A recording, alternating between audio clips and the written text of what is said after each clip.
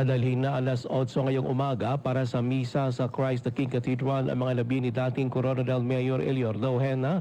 Ihatid naman siya sa kanyang himlayan sa Golden Valley Memorial Garden pagsapit ng alas 10.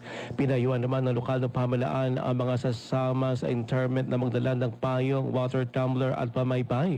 Ito ay upang maging handa at maiwasan ang labis na alinsangan at hindi mapalagay habang ginagawa ang seremonya. Inabisuhan din ng Coronadal LGU ang mga may mahalagang lakad o schedule na magmumula sa Upper Valley area ng South Cotabato na bumiyahe ng mas maaga. Ito ay para makaiwas sa abala o inconvenience sa pagbiyahe. Para hindi malagay sa peligro ang kalusugan, pinapayuhan din ng LGU ang mga PWD, buntis, bata at senior citizen na wag nang makipaglibing. Ayon pa sa lokal na pamahalaan, ang interment ay live din na mapapanood sa Facebook page ng Coronadal LGU. Matatandaan na si Mayor Ohena ay sumakabilang buhay sanhi ng sakit nitong Marso 8 ng gabi. Ruel Usano, NDBC Media Balita.